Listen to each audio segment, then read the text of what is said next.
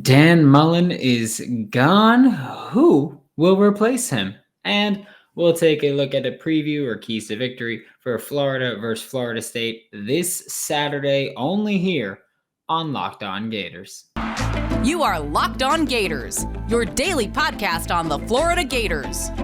Part of the Locked On Podcast Network, your team every day.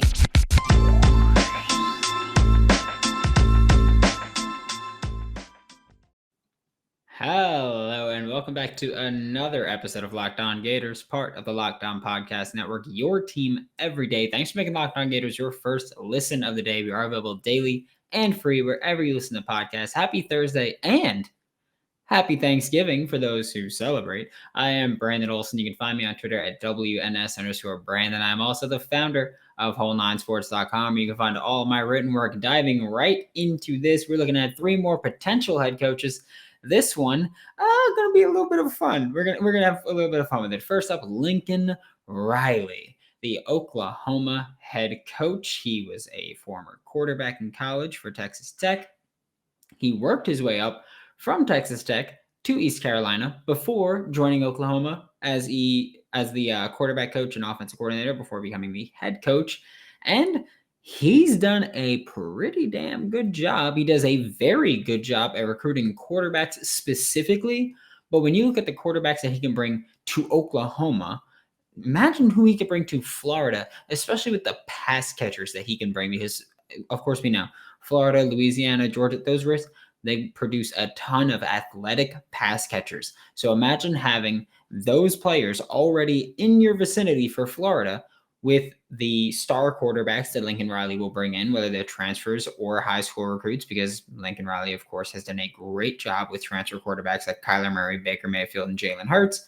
And they'll want to play for him, especially in the Southern recruiting ground. Lincoln Riley could also bring Alex Grinch as his defensive coordinator. Alex Grinch is currently his defensive coordinator, and we will also talk about Alex Grinch as a possible Gators head coach on tomorrow's episode. Just a fun thing to look at because, I like what he's done. The second candidate is Brian Johnson. That name might sound familiar to you. He's the current Eagles quarterback coach, but you may know him more for being last year's Florida offensive coordinator and quarterback coach under Dan Mullen.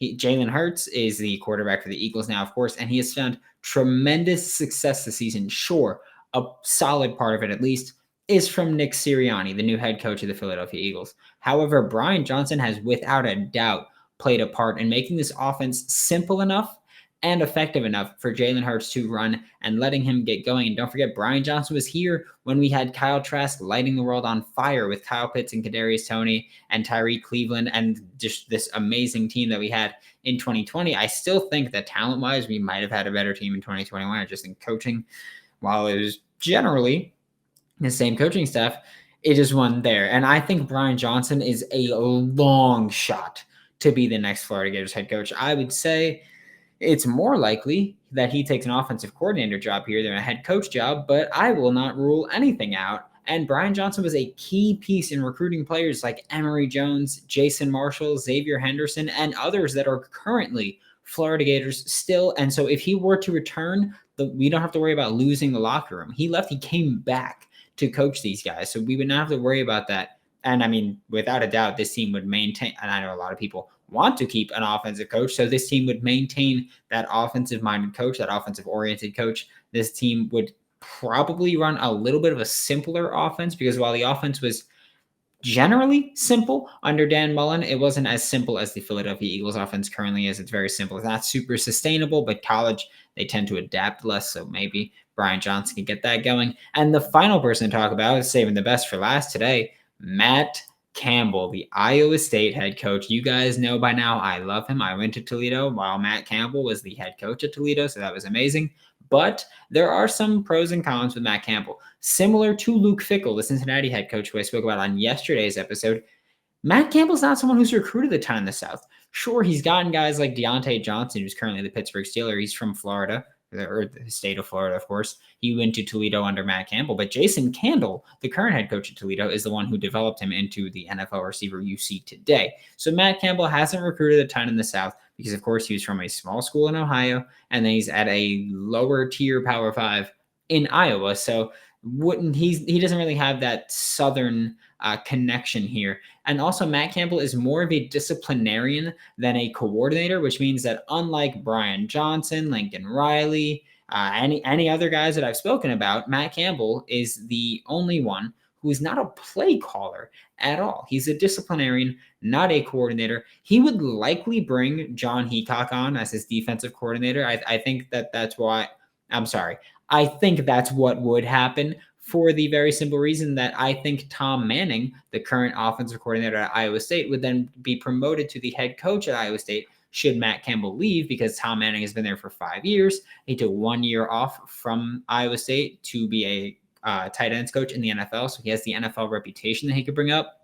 So Matt Campbell, I think, is a fantastic hire. He's reportedly the number 2 candidate if Billy Napier does not become the Florida Gators head coach. So keep an eye on Matt Campbell, of course, because I know I'd go nuts if it were to happen. But I would look at Matt Campbell with John Heacock as his defensive coordinator, which I would love to break down that defense, because that defense is amazing. But that's who we're looking at for 3 more potential head coaching candidates for the Florida Gators. All right, college football fanatics, have you heard about PrizePicks? PrizePicks is daily fantasy made easy. I love it, and I know you will too. PrizePicks offers every sport you can think of, and I'm talking NFL, college football, NBA, college basketball, MLB, soccer, MMA, and more. PrizePicks offers more college football props than anyone in the world, and they are already incredibly difficult to find. And PrizePicks offers all the star players of the Power 5, like Emory Jones, Anthony Richardson, Colin Castleton, Myron Jones, and even mid-major players or lower level players like Bryce Mitchell, Brian Koback, that you might have never heard about. PrizePicks allows mixed sport entries, so you can take the over on Colin Castleton blocks, which you should, and the under on Jacob Copeland catches. Why not? In this same entry. Don't hesitate. Check out PrizePicks.com or go to your app store and download the app today. PrizePicks is daily fantasy made easy. Thanks again for making Locked On Gators your first listen of the day every day. We are free and available on all platforms wherever you listen to podcasts. And we are on YouTube. We're going to take some offensive keys to victory for Florida versus Florida State this Saturday. And I think the first one is, it's something I say a lot. Actually, the top 2 are things I say a lot. Number 1, challenge vertically. Florida State this season has struggled against teams that stretch the field vertically against them. That's just a matter of fact. It makes Florida State earn their way, earn their stops, earn their takeaways if there are any, but challenge Florida State vertically. Also to note that Emory Jones has been ruled doubtful for this Saturday. He rolled his ankle apparently yesterday, and he came back to practice today. Well, at this time, he rolled his ankle Tuesday, came back to practice Wednesday. So, he's reportedly going to be active, but not starting against Florida State. So, Anthony Richardson is going to be here. He's going to want the challenge vertically. Don't put him in a box. Let him throw the ball deep. Next, wide runs and screens. And I say this not to be like, oh, their D-line's good, their linebackers are good. No. I'm saying wide runs and wide receiver screens, because Florida State's defensive backs have struggled when tackling. I hate myself for saying it the way I just said it, so don't worry about that. But Florida State's defensive backs have struggled when trying to make tackles. And I'm talking about tackling receivers, running backs, whether it's after the catch, whether it's just straight up taking a handoff. Florida State's defensive backs have struggled. The effort is certainly there, but the technique, it is not there. Get the ball to your elusive playmakers and let them dominate. Whether you want to say elusive as in they're shifty or they could just run through tackles, I don't care. As Marshawn Lynch said, run through a beep his face. And just get the ball to whoever you can. Whether it's Jacob Copeland, Damian Pierce, who if you didn't think I was going to mention him, you're out of your mind. Naquan Wright, Malik Davis, whoever it may be, Rick Wells, Trent Whittemore, I don't care. Just get the ball to your guys in space and make the defensive backs of Florida State make some plays, because I promise you, they don't want to make the plays. They just don't. They're going to try, but inside, they know they don't want to make the plays. That's why they don't wrap up. It's as simple as that. That's why they don't wrap up. They don't throw a shoulder. The effort's there in the sense of they're not just letting you run by them, but they poor technique, poor form, and that's something that you got to work on early, or it ain't going to happen. And Florida State, It ain't going to happen. And the final key to victory for the offense, get Anthony Richardson moving. And I mean to get him moving. Florida State has given up multi-rushing touchdown games multiple times this season to opposing teams' quarterbacks. Now, I'm not talking running backs. I'm talking quarterbacks. They've done it to Malik Cunningham. They've done it with Sam Howell. They've played them both, and Sam Howell had 3 touchdowns, I believe. Malik Cunningham had 2 touchdowns, I believe. Sam Howell had like 10 yards per carry against them or something like that. It was insane. But yeah, Sam Howell and Malik Cunningham have both found success against Florida State as quarterbacks that run the ball, but the run styles are in fact different. Sam Howell is more about a little bit of power. Malik Cunningham is more about a little bit of elusiveness. Anthony Richardson, however, he is, again, I've been saying this for a few days now is when I've just started calling him this. He's a more agile Cam Newton. It's as simple as that. He loves to look to run anyway. Like, he's going to look to run the ball once a defender gets near him or once a defender starts pushing the O-line. Anthony Richardson, he's going to roll to his right. He's going to try to make a play, whether it's throwing a bomb or running the ball. So why not plan to have him run the ball? I'm going to say it. Run split zone read. Run that. Run wide zones, wide options, read options, whatever you want to call them. Zone reads, I don't care. Run them wide and let Anthony Richardson get wide to get to these DBs and make them make plays. Or he hands it off to a running back and you make the DBs make plays either way. So that's really what it is. Anthony Richardson could carve up this defense, throwing the ball, running the ball, handing the ball off. I don't care how he does it. But this defense, they don't want Florida. It's as simple as that. I get it. It's a rivalry game. They're supposed to be fired up. I don't care about them. I don't care about their feelings. I don't care about none of that. You got to challenge vertically if you're Florida. If you want to win this game, challenge vertically. You have to have wide runs and screens. And I realize that sounds contradictory to be like, oh, you got to throw deep, but you got to keep it short too. I don't mean challenge vertically every play. I just mean let them know you're a threat. Throw it once every 7 plays. Just take a deep shot. Why not? I mean 7 plays, not 7 passes. Once every 7 plays, just take a deep shot. For the rest of that, you go wide runs, screens, whatever you want to do. But then you got to make these defensive back makes plays because they ain't going to do it. And then, again, final, get Anthony Richardson moving. I don't care what it is. Just get him moving and let him get upfield because this Florida State defense this season has been bad when quarterbacks get moving. They've given up multiple touchdown games, and I think they've given up somewhere like 600 rushing yards to quarterbacks this year. And Anthony Richardson is arguably the best runner of all the quarterbacks they've faced, save maybe Malik Cunningham, just if we're being honest there. Anybody else make money this past weekend? I know I did not. BetOnline is the fastest and easiest way to bet on all of your sports action. Obviously, Florida losing a ton has thrown a whole lot of wrenches into my plan to make money, but BetOnline even covers award shows, TV shows, and reality TV with real-time updated odds and props on almost anything you can imagine. It is the best way to place your bets, and it's 100% free to sign up. Head to the website or use your mobile device to sign up today and receive your 50% welcome bonus on your first deposit. BetOnline, your online sportsbook experts. Make sure to use promo code LOCKEDON. That is LOCKED, no space, ON. Have y'all tried Built Bar Puffs? I know that I've been throwing around the whole. I watched a lot of games recently, and I snack, and that's not a cap. But Built Bar Puffs, oh my God, they're so good. Built Bar is the best protein bar on the market if you're trying to eat clean, but you've got a sweet tooth like this guy right here. That is no longer a problem. Built Bar is your low calorie, low sugar, high protein, and most importantly, high fiber solution. You can even enjoy Built Bar if you're keto. Remember to use promo code LOCK15 to get 15% off of your next order. That is locked, LOCKED 15 to get 15% off of your next order at BuiltBar.com. Also, I'm going to say sorry for being on one today, but I am exhausted. So that's what we're doing. Looking at defensive keys to victory. I mean, key one for Florida to be Florida State, don't blitz. I mentioned this yesterday, and I said I was going to elaborate, and I told you I would do something, and I did it because that's what I do. But Jordan Travis, the Florida State quarterback, he does this weird thing when he throws the ball over, when it takes him over 2.5 seconds to throw.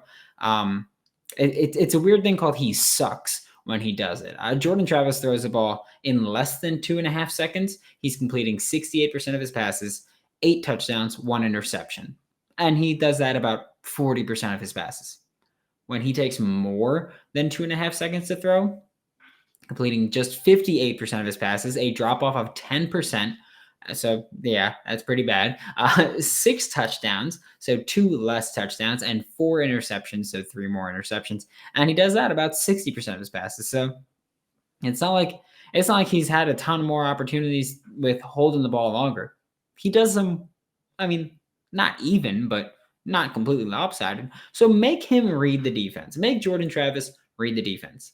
Make Jordan Travis try to make a play, because Jordan Travis will make a play for our defense and we will intercept him. It's as simple as that. Like Florida State, Jordan Travis does not want to throw the ball. You got to do the next thing that I'm going to talk about to make him throw the ball, but also don't blitz. Let him make his own mistakes. We can get pressure. That's fine. But you don't need to send more than 4 guys, because if you just let him sit back and he's got to throw into coverage with 7 people there, he's going to make a mistake. Just let him make his mistakes. Play bend, don't break defense. The next key to victory, drive and finish tackles. I'm going to show you this again, Florida defense. Last week, you were pretty good at this, but I'm going to take credit for it. I'm going to say it's because I showed you how to do it. So when you tackle a ball carrier, you got to take your arms and wrap him up. You got to wrap him up. So that's what you have to do, because against Florida State, you have to drive and finish your tackles. Jashaun Corbin is their primary running back. He is their best running back. Jashaun Corbin, little known fact, and by that I mean you have access to it if you want. It's on Pro Football Focus. But Jashaun Corbin picks up almost 5 yards per carry after contact every play. He's averaging almost 7 yards per carry. He picks up almost 5 yards per carry after contact every time. He gets almost 2 yards before contact, and then he picks up another 5 after contact on average for every touch. So Jashaun Corbin is a monster without a doubt. And that means that, by the way, that almost 5 yards of after contact per carry, that's more than every Gator on the roster besides Anthony Richardson and Jacob Copeland. And obviously that's great, but Anthony Richardson and Jacob Copeland have a significantly smaller sample size than any Gator and Jashaun Corbin. So Jashaun Corbin is someone that you cannot mess around with. You need to wrap him up and drive him to the ground, because he is going to drag you and he's going to break your arm tackles and he is going to do whatever he wants to. So Jashaun Corbin, you got to stop him. Put Florida State in 2nd and long, 3rd and long, and make them throw the ball. Finally, play zone defense. And I know that this one is really easy to say because, well, Florida does that pretty frequently as it is. But specifically because if you play zone defense, there's a few things that happen. And if you don't know, and this one's not me sarcastically saying how to tackle. If you genuinely don't know this, when you play zone defense, your eyes remain on who's in front of you and on the quarterback. So you can watch what the quarterback is doing.